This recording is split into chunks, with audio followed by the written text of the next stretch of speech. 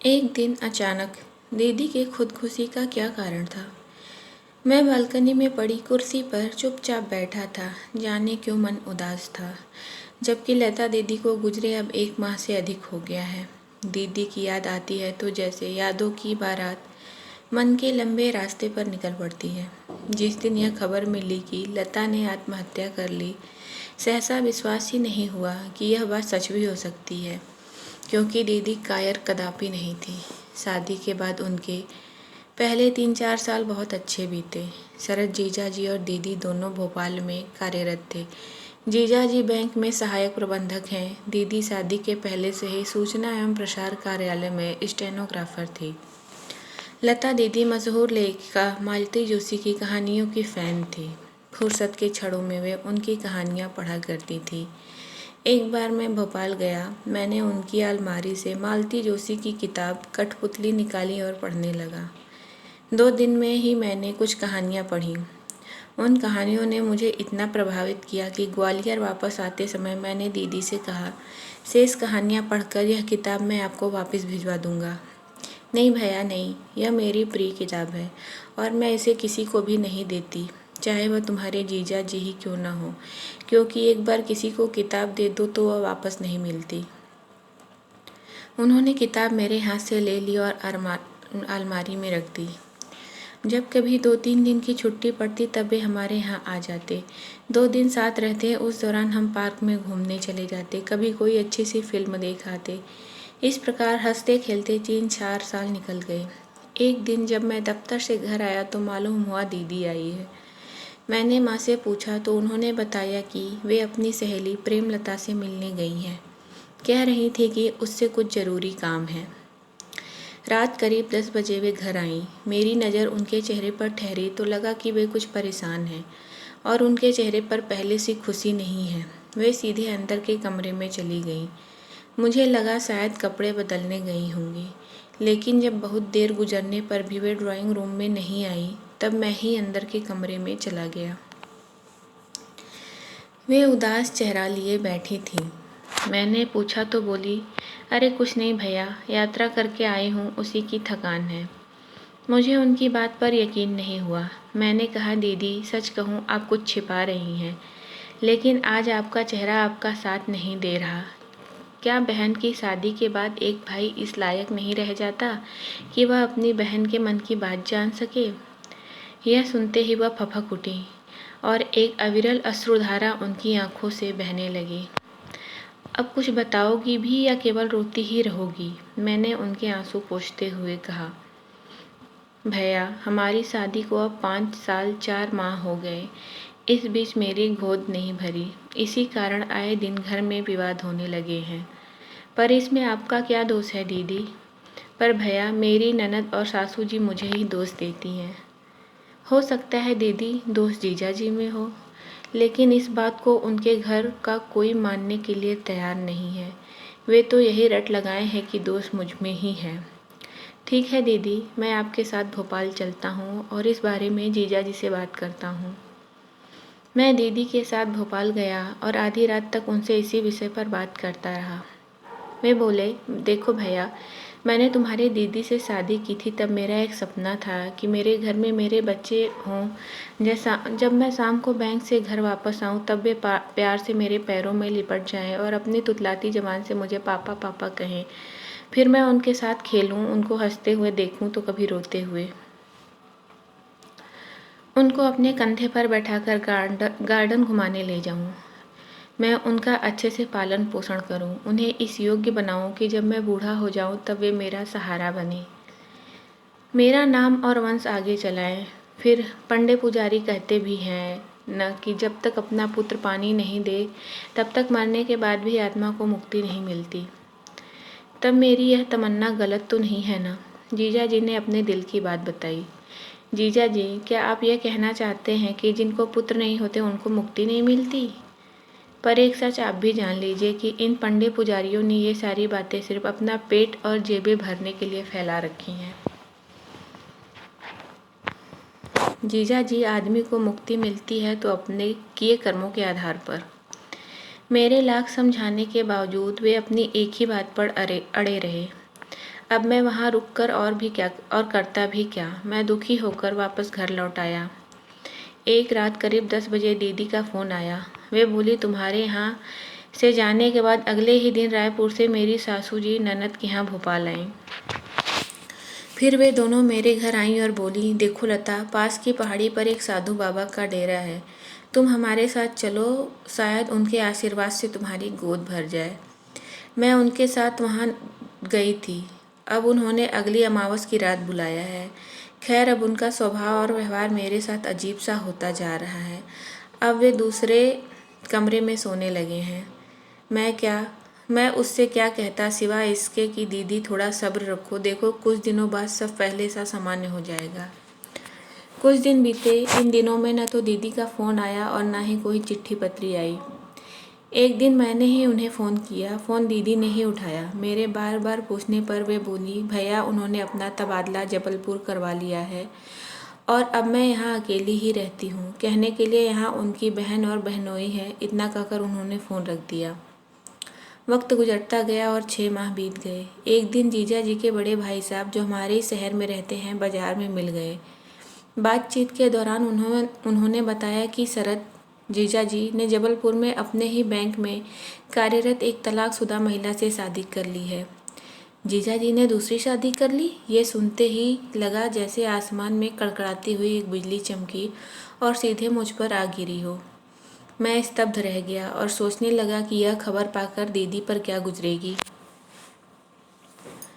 मैंने रात को फ़ोन पर इस बारे में बात की तो वे बोली, भैया मैं जानती थी कि वे ऐसा ही करेंगे।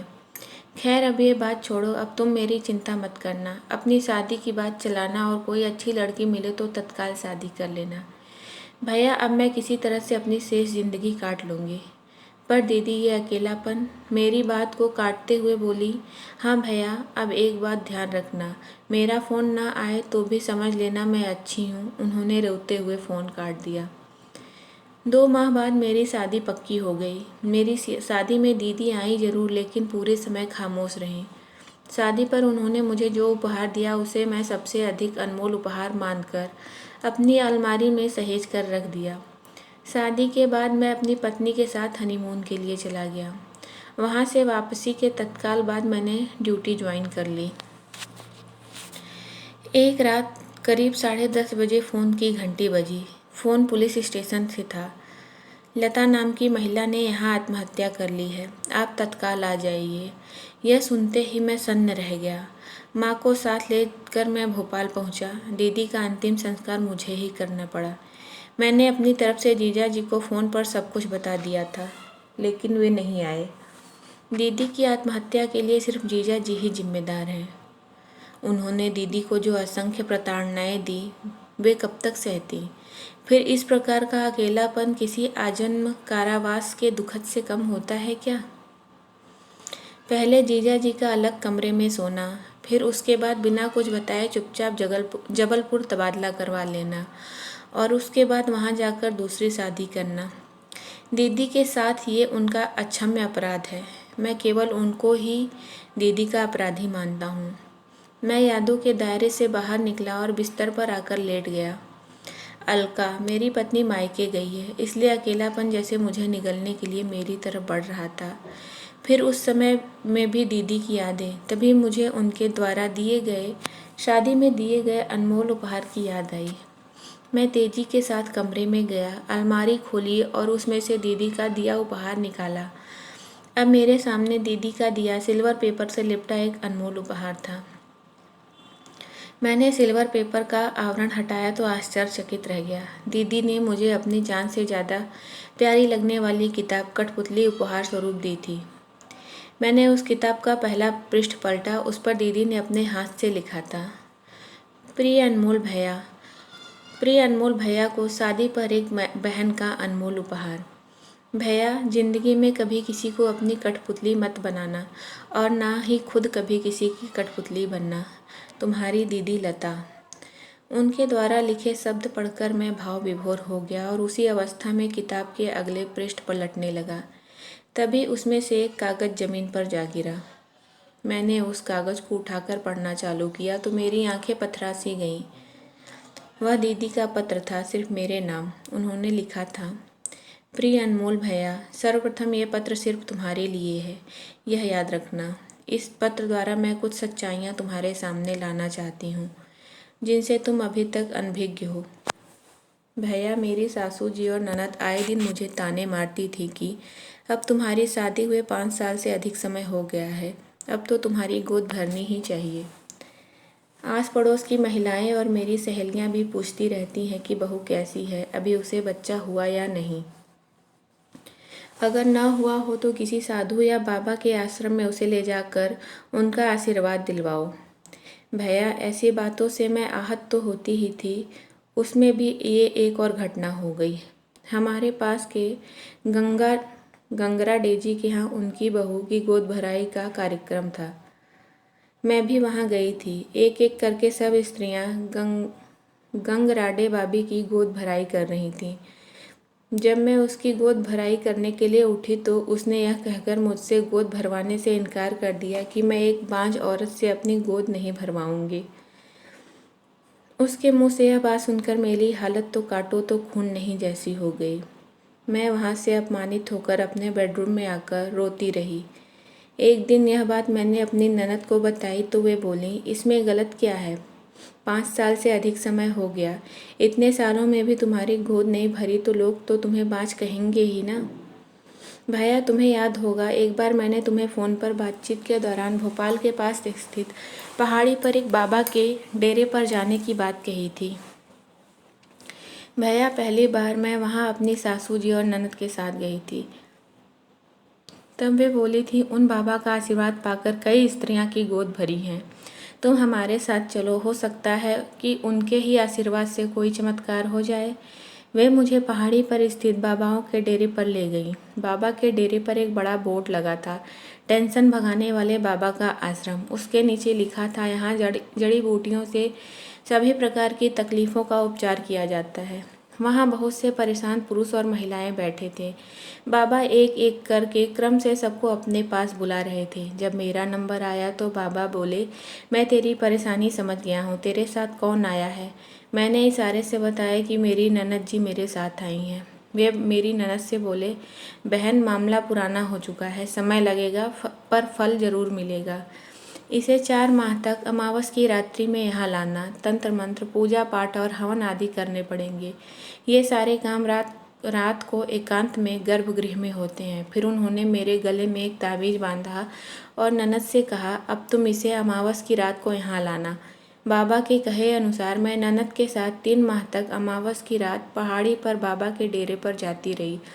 चौथी अमावस की रात जब हम बाबा के डेरे पर पहुँचे तब बाबा मेरी ननद से बोले, बहन, आज रात 11 बजे गर्भगृह में विशेष तांत्रिक महापूजा में इसको बैठाया जाएगा। चूँकि ये तंत्र क्रिया एकांत में ही की जाती है, इसलिए तुम चाहो तो घर चली जाओ और रात 1 बजे के बाद इसे अपने साथ ले जाना। उनके कहने पर ननद जी घर चली गई। उसके बाद वे बाबा लोग मुझे एक अंधियारे गर्भगृह में ले गए और मुझे एक हवन कुंड के सामने बैठा दिया। फिर उन्होंने कुछ देर तक जोर जोर से मंत्रोच्चार किया। उसके बाद बाबा बोले, अब तुम एक एक करके अपने बदन से वस्त्र उतारो और इस हवन कुंड में डालती जाओ। मैंने वस्त्र उतारने से साफ इनकार कर दिया। तब पीछे से एक साधु बाबा ने मेरे हाथ पकड़े और दूसरे ने मेरे साथ जबरदस्ती करना चालू कर दिया। मैं जोर जोर से चिल्लाई भी, लेकिन शहर से दूर पहाड़ी पर मेरी आवाज़ सुनने वाला वहाँ कोई नहीं था। उस रात मैं उनके दुराचार का शिकार हो गई। वे दुराचार करने के बाद मुझे पहाड़ी से नीचे फेंकना चाहते थे, लेकिन बहुत संघर्ष करके मैं वहाँ से जान बचाकर भाग आई। भैया, दुराचार का शिकार होने के बाद मैं तत्काल आत्महत्या करना चाहती थी, लेकिन उस स्थिति में मेरी सासू जी और ननद मुझे ही अपराधी मानती, इसलिए मैं जान बचाकर भाग आई। जब मैंने यह घटना अपनी ननद को बताई तब वे बोली, मुझे क्या पता था कि वहाँ तुम्हारे साथ ऐसा होगा। हम लोग तो यही चाहते हैं कि तुम्हारी गोद भर जाए और हमारे भैया को उनका वंश चलाने वाला मिल जाए। जब मेरी सासू जी को इस घटना के बारे में मालूम पड़ा तब वे बोली, लगता है मेरे नसीब में मेरे मरने के बाद भी मुझे पानी देने वाला कोई नहीं है। भैया, अब तुम ही बताओ, ऐसी मैली ज़िंदगी जीकर मैं क्या करूं? तुम्हारे जीजा जी ने मेरे जीवन में जो अकेलापन भर दिया है उससे मैं तंग आ चुकी हूँ। इसलिए सोचती हूँ कि आत्महत्या कर लूँ। भैया, याद रखना ये पत्र सिर्फ तुम्हारे लिए है, इसलिए इसका जिक्र कभी किसी से मत करना, पुलिस से भी नहीं। तुम्हारी दीदी लता। पत्र पढ़ने के बाद मेरे मन में यह बात पक्की हो गई कि दीदी की मौत के लिए सिर्फ जीजा जी ही दोषी हैं। उन्हीं के कारण मेरी दीदी आज इस ज़िंदगी में, इस दुनिया में नहीं है। अब तो दिल यही करता है कि दीदी का यह पत्र पुलिस को सौंपकर जीजा जी और तथाकथित झूठे बाबाओं को उनके किए की सज़ा दिलवाऊं। लेकिन दीदी के पत्र में लिखे शब्दों का सम्मान भी मुझे ही रखना है कि भैया, याद रखना ये पत्र सिर्फ तुम्हारे लिए है, इसका किसी से कभी कोई जिक्र मत करना, पुलिस से भी नहीं। मैं परेशान हूँ और असमंजस में पड़ा हूँ कि क्या करूँ।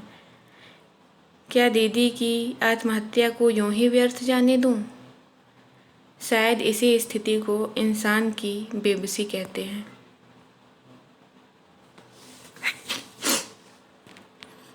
तो दोस्तों, आपको ये कहानी कैसी लगी? अगर अच्छी लगी तो प्लीज़ मेरे चैनल को सब्सक्राइब करें, मेरे वीडियो को लाइक करें और ज़्यादा से ज़्यादा शेयर करें। Thank you.